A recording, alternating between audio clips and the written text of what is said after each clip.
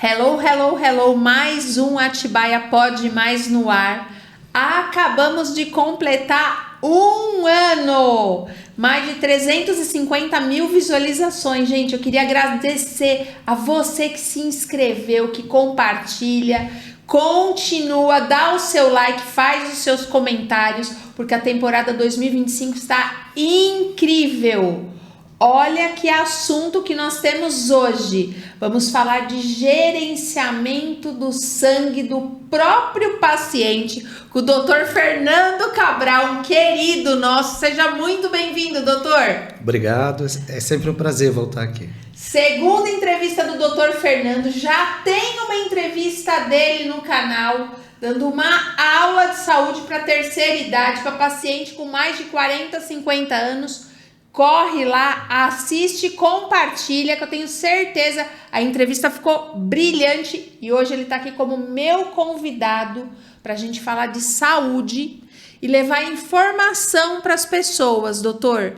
Eu queria de cara que você explicasse, seja muito bem-vindo, eu queria de cara que você explicasse para a gente, como meros pacientes, o que significa gerenciamento do sangue do próprio paciente? Essa questão de transfusão, não transfusão, dá uma aula. A gente vai conduzir esse podcast de uma forma bem didática, para que você que está assistindo e sua família, a gente consiga entender de uma forma mais nível paciente mesmo, menos técnica possível, ok? Fica nosso compromisso aí com você que assiste. Dá o seu like e comenta, doutor. Ok. O senhor vai ter que dar uma aula pra gente. Pessoal, vocês vão ter que ter um pouquinho de paciência comigo. Eu tive que fazer uma cola hoje, porque é um assunto que eu conheço muito pouco. E o doutor vai ter que me ajudar nisso. Ok.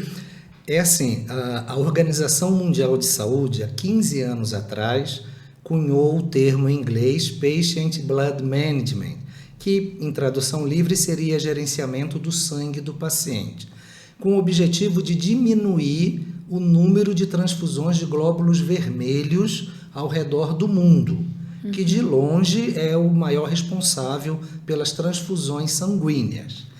Por quê? Por causa dos pacientes com anemia e dos pacientes com sangramentos e hemorragia. Então, cunhou-se esse termo com o objetivo de dar uma assistência sem a necessidade dos glóbulos vermelhos dessa transfusão ou transfundindo o mínimo possível, tanto por questões econômicas, por questões de banco de sangue sem reserva suficiente, por questões do risco de infecção, por questões do risco de imunossupressão, porque transfusão de sangue é um transplante parcial de órgão, porque o sangue é um órgão também. Olha isso. Então, pensando nisso, a Organização Mundial de Saúde, ela decidiu há 15 anos formar um programa chamado Gerenciamento do Sangue do Paciente. E nós temos recebido assistência no Brasil de 2 professores dessa área ligados à Organização Mundial de Saúde. O professor Ari Shander de New Jersey e o professor Hoffman da Austrália.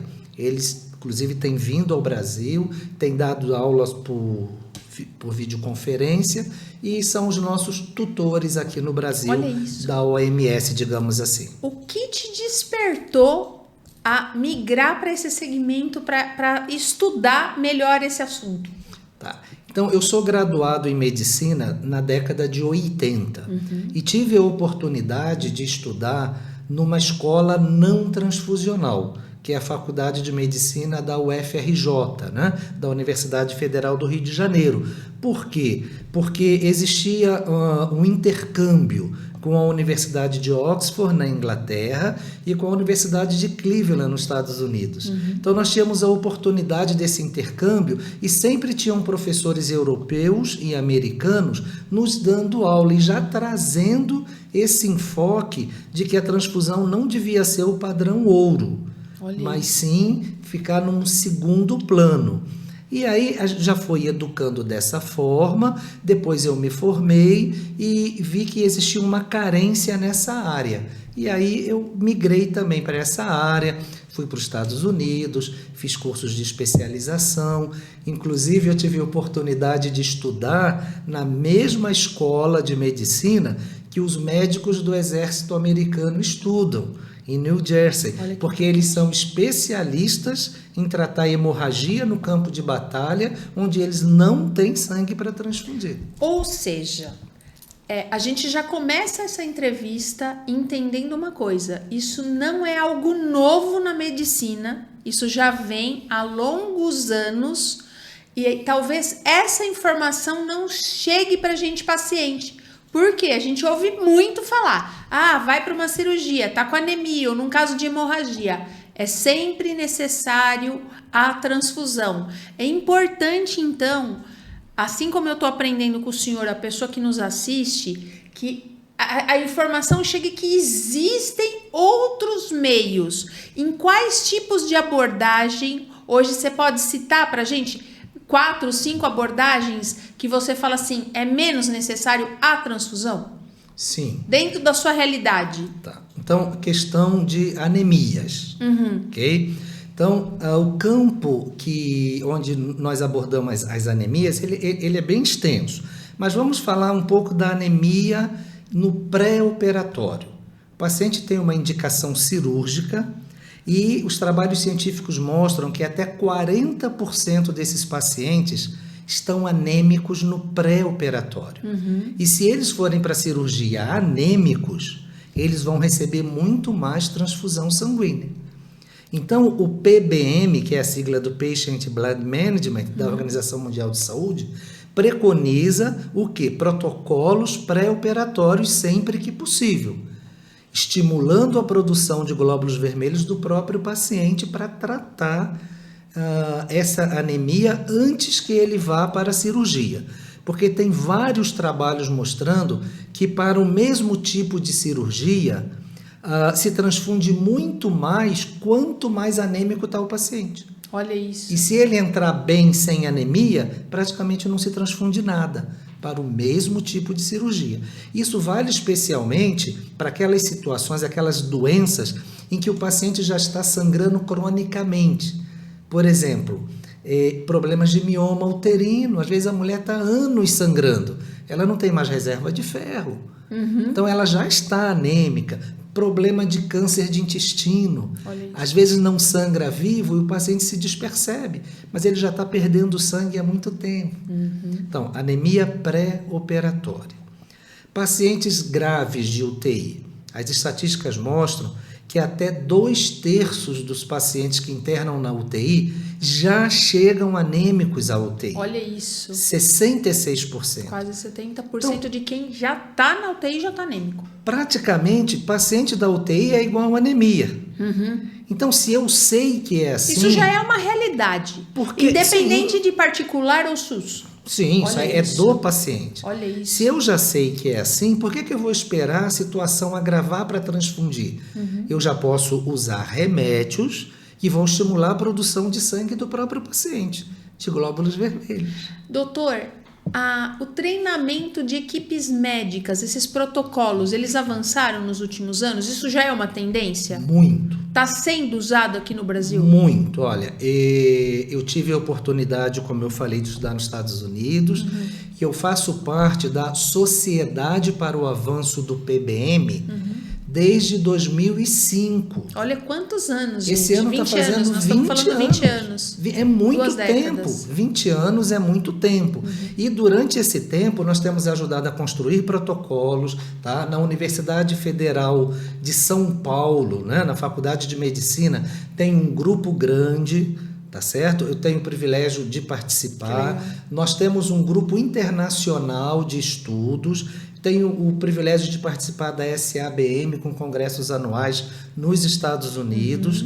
Então, assim, e no Brasil a aceitação tem sido excelente. A gente pode, então, entender logo no início desse podcast que a tendência para o futuro vai ser cada vez menos se fazer transfusões? Isso já é realidade. Tá em decrescente. Tá em declínio. Olha, que notícia importante, gente. Doutor, eu queria que você abordasse assim, nos casos das transfusões, quais são os principais riscos? Existe um risco maior na transfusão? Sim. Existe o risco da incompatibilidade do sangue, né? Isso é um risco sempre existente. Existe o risco de alguma reação, outra não esperada, mas as principais, o risco de transmissão de infecção, tá certo? Apesar dos bancos de sangue trabalharem seriamente, procurarem fazer todos os exames, os testes, mas ainda assim existe, até por proteínas, príons ou agentes infecciosos que a gente ainda nem conhece. E mais tarde a gente vai saber que a pessoa adquiriu numa transfusão anos atrás, como acontece com a hepatite C, por exemplo. Não é? E, além disso, a questão, por ser um transplante de órgão, a transfusão de sangue, imunossuprime quem recebe. Então, facilita as infecções, a estadia, a internação hospitalar é maior, a recuperação da cirurgia é mais deficitária, tudo isso tá descrito. Não existe reserva de sangue para todo mundo se acontecer um problema, tá certo? Então, hoje em dia, o médico tem que estar aberto para atender o paciente de acordo com a situação. E na classe médica isso está muito receptivo. Já é uma tendência. Olha sim, que importante já é uma tendência. isso, uma gente. vez que o médico ele percebe que é uma coisa séria, cientificamente embasada, ele não perde tempo. Quer ver um exemplo? Eu faço muito recuperação de medula óssea, que é a fábrica do sangue, entre as sessões de quimioterapia. Porque é sabido que numa sessão de quimioterapia, o paciente ele despenca tudo, os glóbulos vermelhos, os glóbulos brancos e as plaquetas. Mas 21 dias depois ele tem uma outra sessão.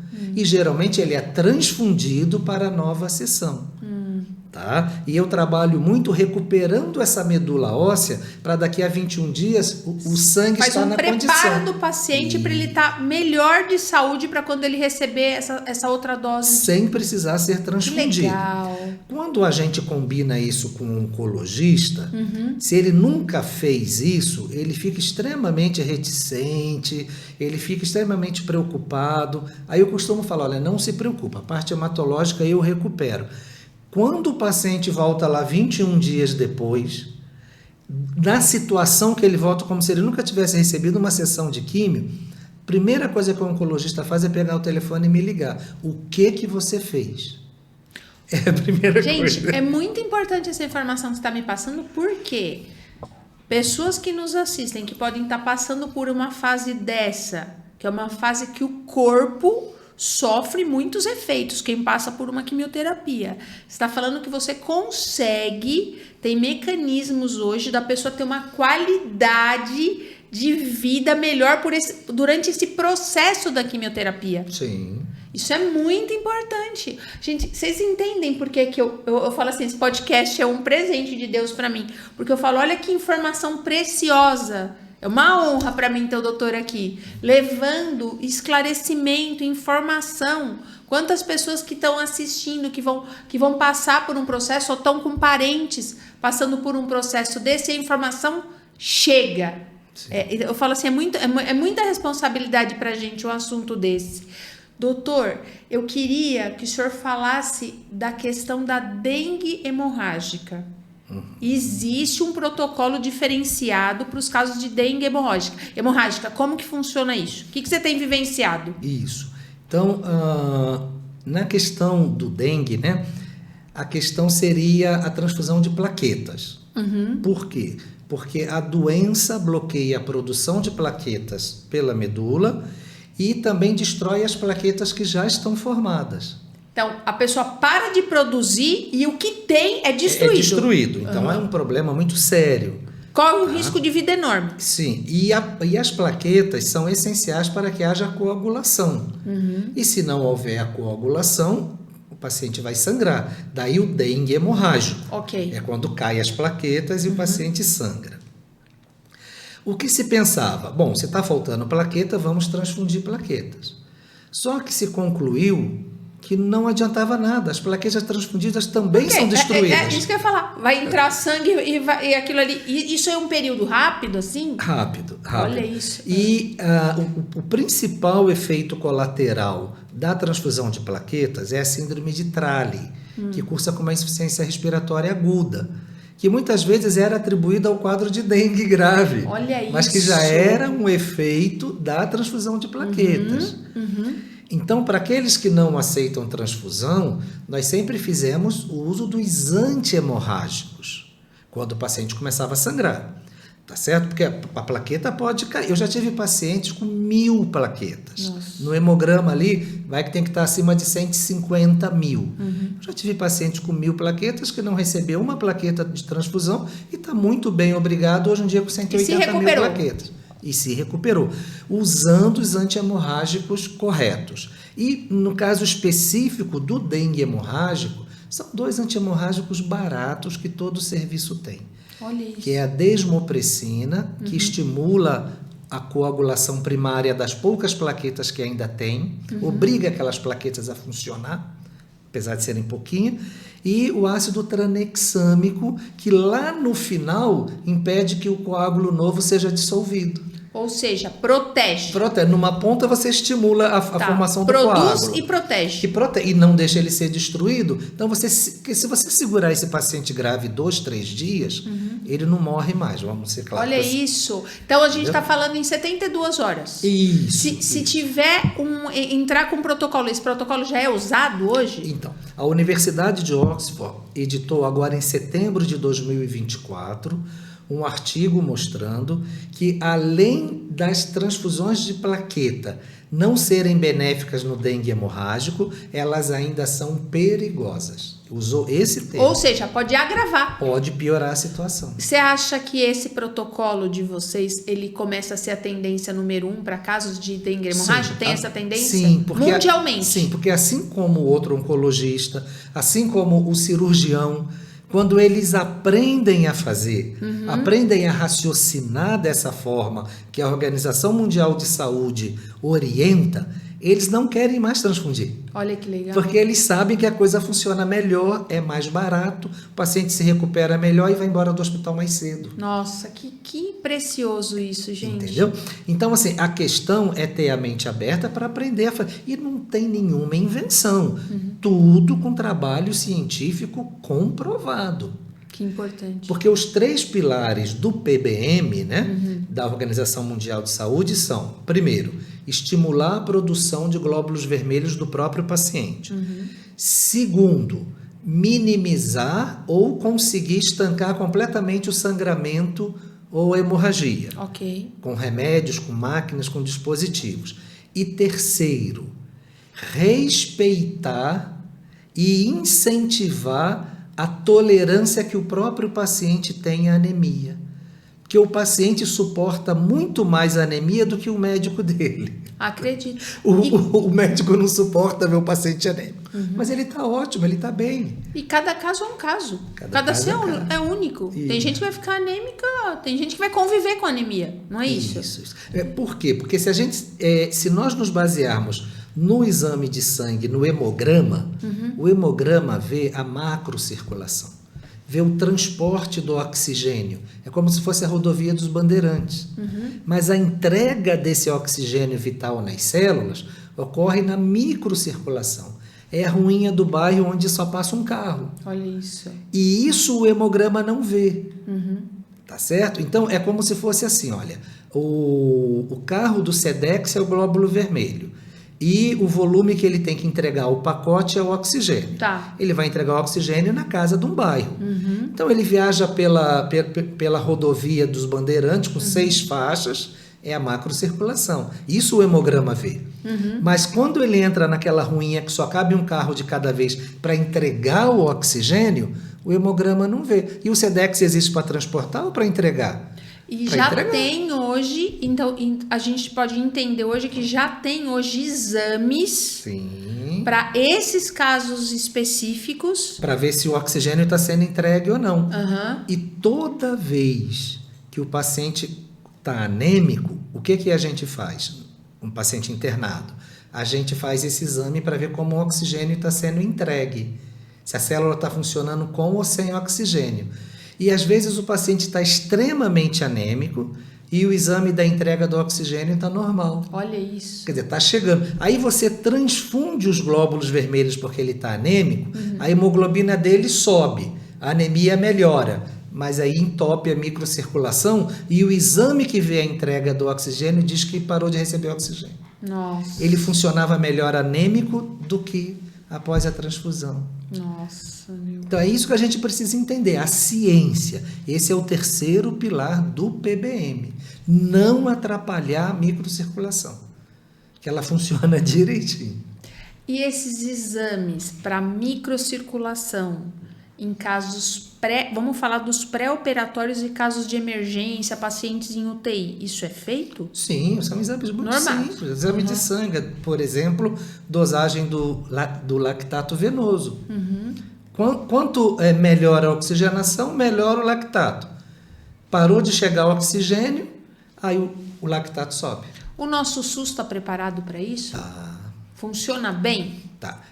A questão do PBM é muito mais o raciocínio médico, a postura médica de atuar, do que realmente a aparelhagem.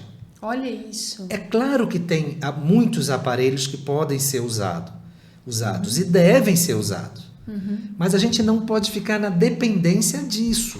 Não é porque eu não tenho uma câmara hiperbárica no meu serviço que eu não vou praticar o PBM.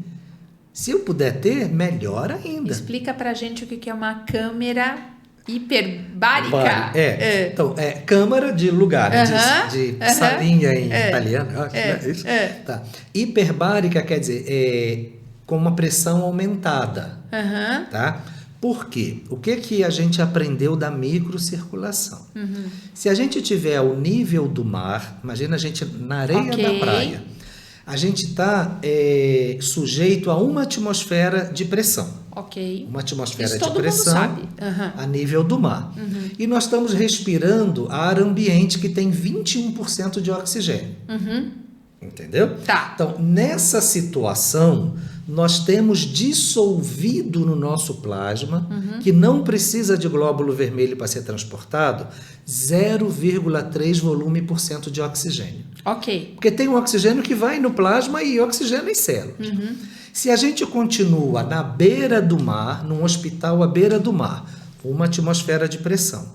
Mas agora eu não vou deixar você respirar 21% de oxigênio. Eu vou botar 100% de oxigênio no seu nariz. Aquele 0,3 sobe para 2. Sobe 7 vezes a quantidade de oxigênio dissolvido no plasma. Isso já serve para anemia. Olha Só isso. colocar o oxigênio para respirar. É o oxigênio que vai dissolvido no plasma. Se eu te coloco dentro de uma câmara hiperbárica, que é uma câmara com vidro próprio e tal, eu posso chegar, os primeiros testes foram feitos com 3 atmosferas de pressão a 100% de oxigênio. Aí aquele 2 volume por cento aumenta para 6 volume por cento. Você aumentou de 3 vezes o volume. Em 6 volume por cento, a gente não precisa ter um glóbulo vermelho e a gente não morre. Olha isso. Porque todo o oxigênio dissolvido no plasma oxigena as células. Esses foram os experimentos com os porcos. Olha isso. Os porcos não morreram na cama. Isso. Então, hoje em dia, um tratamento é feito a 2,5 atmosfera, 100%. Para quê? Para oxigenar. Eu já usei a câmara hiperbárica do hospital em São Paulo. Tá? Na Santa Casa de Bragança, nós temos 2 câmaras hiperbáricas. Olha isso. Entendeu? Então, o paciente está muito anêmico, seriamente anêmico. Ele não vai ser transfundido, até porque eu acho que vai até piorar. Não é só porque ele não quer. Eu acho que eu posso piorar a situação dele. Ele já está infectado, enfim. Então, eu posso começar a estimular a produção de glóbulos vermelhos dele e fazer as sessões da câmara hiperbárica. Olha isso. Bebês, adultos, crianças, tem mesma todos coisa. Os protocolos. Tá. E desde 1995, o Conselho Federal de Medicina autoriza o uso da câmara hiperbárica nos casos de anemia graves sem condição de transfusão. Olha isso. Então, nós estamos autorizados a usar. 95, dá 40 anos. Não, mais 95, 30 anos. 30 anos. Há 30 anos o Conselho de Medicina do Brasil fala isso. Então tem muita coisa para ser explorada. Ou seja, evoluímos muito. nessa questão. Vamos falar de 3 últimas décadas. Você evoluiu muito nesse quesito gerenciamento do sangue. Isso aí. E quem não aderir vai ficar para trás.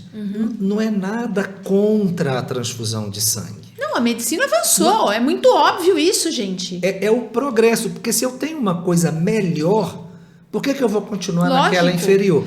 Hoje em dia, qualquer paciente, pergunta para ele se para tirar a vesícula com pedra, por exemplo, ele prefere abrir a barriga de cima a baixo? Mesma coisa a laparoscopia. Antigamente todo mundo abria, fazia 20 pontos. Pronto. Hoje você com 3 furinhos. 3 furinhos Por você quê? saca. Porque a medicina avançou. E nesse quesito de gerenciamento do sangue também. Também. Olha que legal.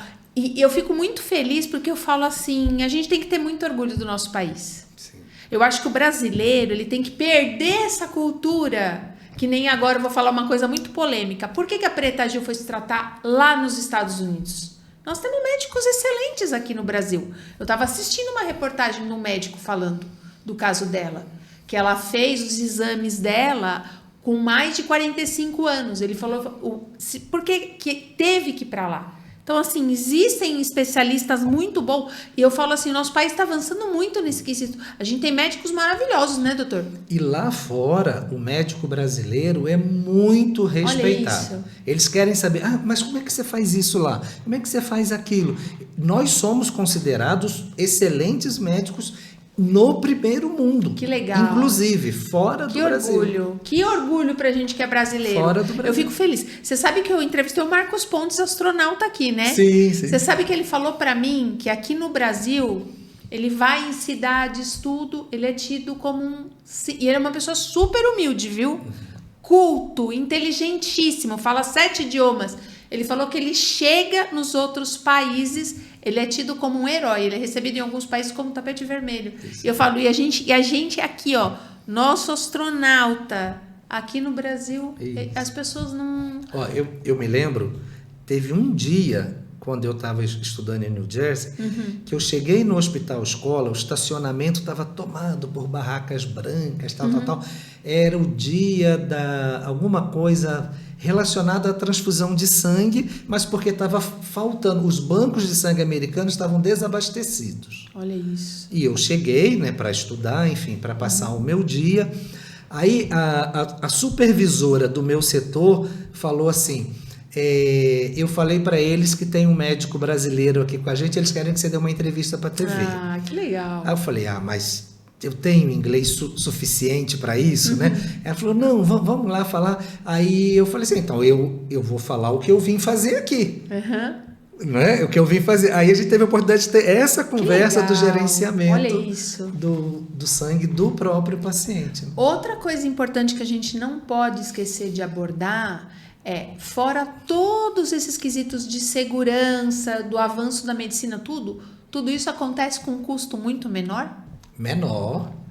Isso. Não só diretamente, como indiretamente. Então, eu vou te falar de um trabalho, de um levantamento do Hospital Escola da Universidade de Yale, nos Estados Unidos, que foi publicado em dezembro de 2016. Ok. O financeiro do hospital viu lá as maiores despesas, que eles estavam com dificuldade, e viu que a compra de produtos sanguíneos para a transfusão estava dando, a despesa estava muito alta com isso, com compra de sangue para transfundir.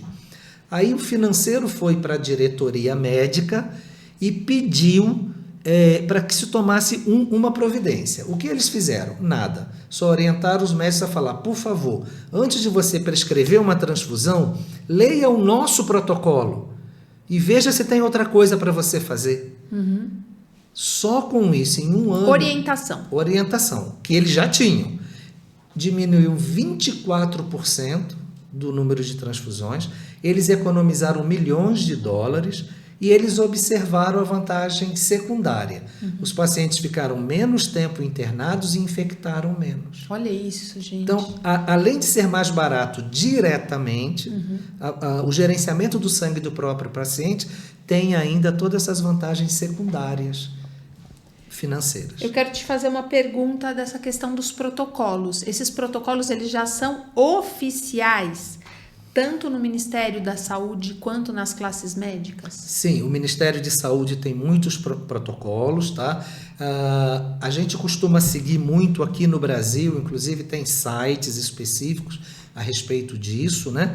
E quem atualiza muitos protocolos é a Sociedade Americana de Hematologia e a Sociedade Americana de Oncologia Clínica. Tá? Mas eu tenho um amigo, o Dr. Alceu, que é cardiologista, pós-graduado em hematologia pela Unifesp, que ele gerencia um site, tá certo? Tá? Chamado Bloodless, e ele também criou, junto com outros médicos, um protocolo que no final das contas funila tudo para o que o mundo inteiro faz. Tá certo? O funil sempre é o mesmo. Inclusive, a Associação Brasileira de Hematologia e Hemoterapia já tem um setor de gerenciamento do sangue do paciente. Olha isso. Já tem. Essa tendência, é importante as pessoas entenderem isso. Essa tendência ela é mundial. Mundial. Olha que importante. E não vai ter volta. Que legal. Quem porque não é um aderir, avanço. Não vai ter volta porque é um avanço da medicina. Doutor, eu queria que a gente vai partir para o final, mas é importante a gente falar o quanto você tem vivenciado e o quanto isso tem sido benéfico para pessoas que estão passando pelos casos de tratamento de câncer, qualquer câncer. Esses processos que as pessoas estão fazendo, as quimioterapias, radioterapia, quimioterapia, isso realmente para cura, isso é um caminho, é o que tem de melhor hoje? No quesito de não necessariamente precisar mais das transfusões? Sim, é um grande avanço por tudo isso que a gente disse. Não é? Você tem condição de recuperar a medula óssea entre as sessões de químio, tá certo? Com medicamentos que acabam saindo mais barato, ok? Isso é acessível para a população? Sim, acessível para a população. É importante as pessoas entenderem. Então, as pessoas que estão fazendo um tratamento de quimioterapia e elas não estão seguindo esse protocolo ainda por questão do médico. E ela fala, doutor, existe então medicamentos que me ajudem a fortalecer a medula? A gente pode falar assim? A ativar a produção das células sanguíneas. Existe isso. E o custo desses medicamentos, eles são acessíveis. Sim. Olha que importante, gente. Sim. Quando eu falo que é uma questão assim, de cultura médica, o SUS já fornece a eritropoetina humana recombinante, por exemplo, que é o grande estimulador da produção de glóbulos vermelhos, para os pacientes com insuficiência renal crônica há décadas. Olha isso. Porque todo renal crônico faz anemia. Porque a fábrica de produzir eritropoetina são os rins. Olha isso. Então, se ele é um renal crônico, o SUS já fornece para ele. Entendeu? Ou seja, nós falamos assim, esse gerenciamento do sangue, ele acabou sendo benéfico para quem está com dengue hemorrágica, que a gente viu muita coisa positiva, para os casos de anemia, para os casos hemorrágicos, para os casos que cirúrgicos, menos risco de infecção e oncológico. Tem mais algum assunto que eu deixei de abordar que você fala assim, isso está fazendo um diferencial? Olha, para todos os pacientes, a abordagem pode ser a mesma. É uma tendência. É importante as pessoas saírem daqui. Isso. É a maneira de raciocinar centrado no paciente. É isso que a Organização Mundial de Saúde fala. Entendeu? O PBM é uma maneira de raciocinar multidisciplinar, centrado no paciente. O que esse paciente precisa neste momento. É isso, sem paternalismo. O paciente vai decidir junto conosco. Olha, eu pretendo fazer isso, o que você acha? Eu aceito, eu não aceito, enfim. E nós vamos caminhando juntos. Ou seja, você tocou num assunto importantíssimo e a gente tem que abordar isso.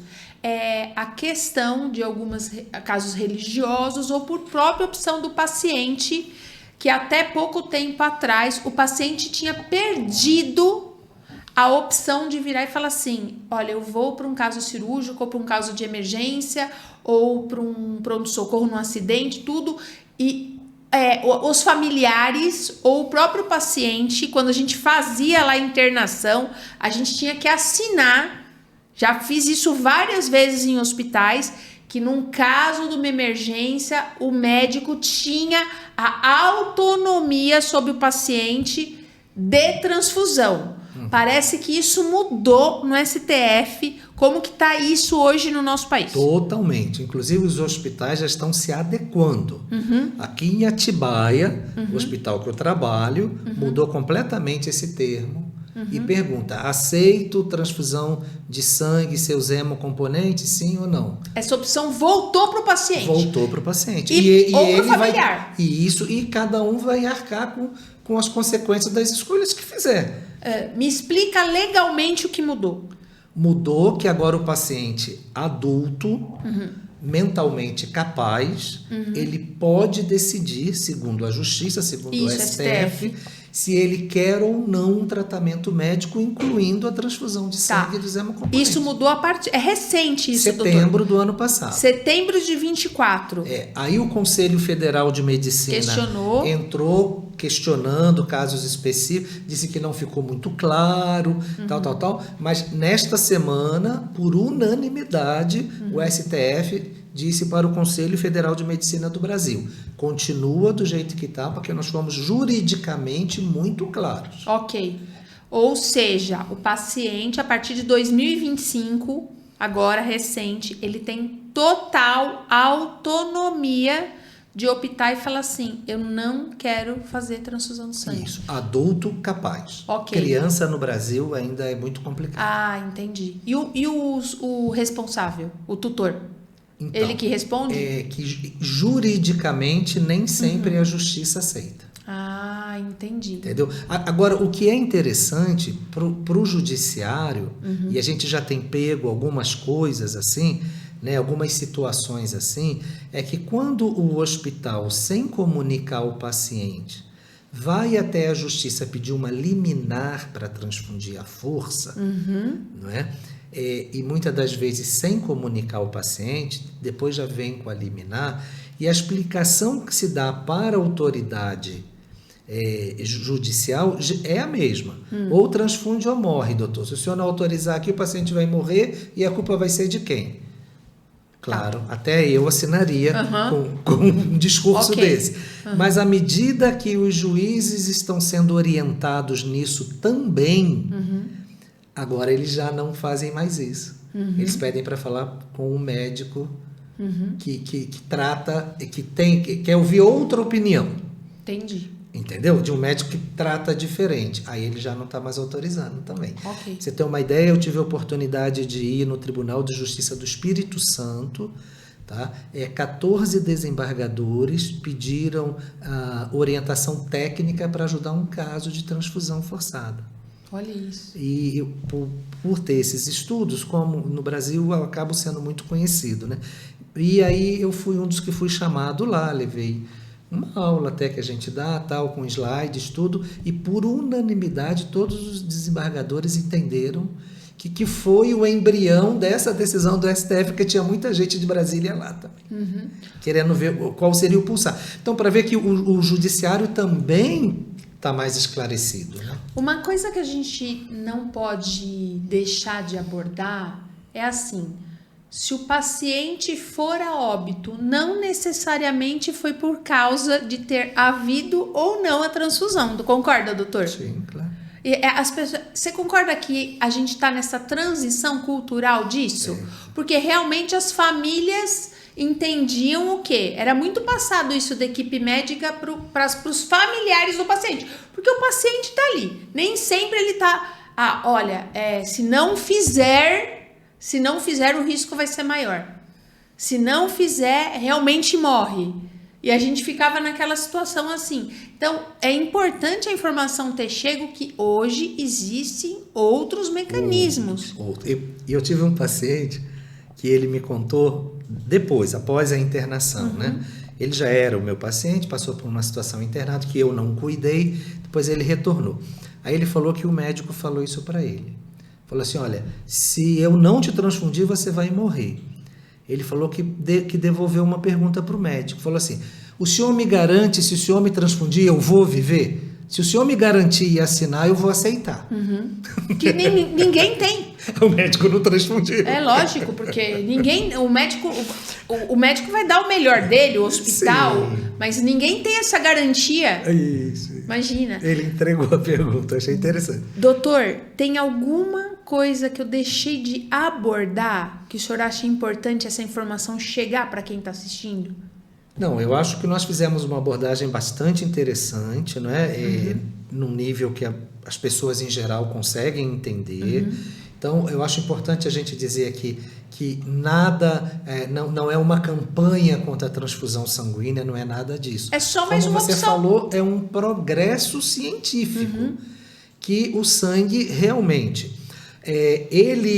a transfusão de sangue, tá? Ela se consagrou como um tratamento antes de existir a medicina baseada em evidências. Ok. Mas hoje em dia, toda a medicina é baseada em evidências. Que evidências? Em evidências científicas, comparando quem fez uma coisa com quem fez outra e vendo qual resultado é melhor. Então, agora, depois que as transfusões sanguíneas começaram a ser confrontadas com outros métodos, nós passamos a ver que ela não é um padrão ouro, que ela tem que dar lugar a outras coisas mais eficazes, com menos riscos e até mais baratas. Na verdade, eu entendo assim, doutor, é uma transição de uma geração para outra geração. Isso. Porque se a gente pegar a geração dos nossos pais e avós lá atrás, não se tinha opção, era transfusão e pronto. Isso. As pessoas já vieram com essa cultura. Só que o negócio avançou. Eu falo assim, é importante as pessoas entenderem. Avançou no caminho da odontologia. Antigamente não se curava dente. Fazia o quê? Arrancava. Se a gente pegar os dentistas, antigamente arrancavam um monte de dente. O que aconteceu? Odontologia avançou. A parte hematológica, tô falando assim, sim, certinho? Certinho. Também avançou. Eu falo assim, a gente tem que ficar feliz com isso. Por quê? Qualidade de vida para as pessoas, menos risco. Então, assim, foi uma honra enorme para mim. A gente vai deixar o Dr. Fernando Cabral atende para você que é paciente como eu, nos hospitais de Atibaia e em Bragança Paulista. Vou deixar o consultório do doutor e a gente pode deixar os contatos do Dr. Fernando Cabral para quem é da área médica. Claro. Você que é, porque a gente vai atingir dois públicos nesse podcast. Você que é paciente, que quer se consultar com o doutor, e você que é da área médica. O doutor vai para onde que o senhor falou agora? Para Roraima, doutor? Rondônia? Rondônia, Porto Velho. Rondônia. Falar em 3 hospitais. 3 hospitais para dar um treinamento. Eu falei para ele, olha que importante. Já está chegando em outros estados, pessoal que ribeirinhos, tudo. Eu falo assim, olha que legal isso. Eles buscando alternativas, né, doutor? Então, você que é da área da saúde, área médica, que quer fazer um treinamento, que precisa de informações técnicas, né? Porque aqui a gente falou numa linguagem mais popular, mais médico-paciente, a gente vai deixar todos os contatos do Dr. Fernando Cabral. Um orgulho enorme da medicina desse país. Foi uma honra para mim ter você aqui. Eu falo assim, como é importante a informação chegar de forma precisa, clara, ética. Quantas pessoas que não vão assistir esse podcast que vão falar assim, existe uma outra opção.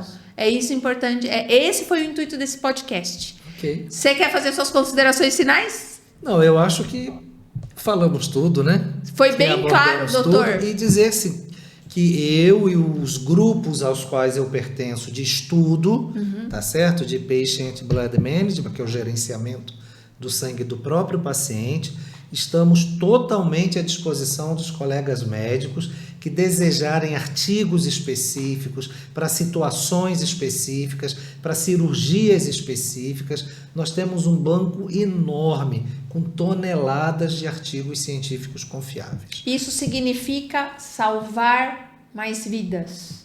Olha a responsabilidade que você quer dar da saúde. Isso mesmo. Obrigada, doutor. Imagina, foi uma honra prazer. para mim. Foi uma honra. Que Deus te abençoe, que te use muito, que você possa levar informação, mudança de cultura, porque as pessoas precisam. Isso. E aquilo que eu falo, eu termino esse podcast falando assim, ó, mais vidas podem ser salvas com informação e com conhecimento e cientificamente, né, doutor? Isso. Nada disso é uma aventura, nada disso é místico, é baseado na ciência.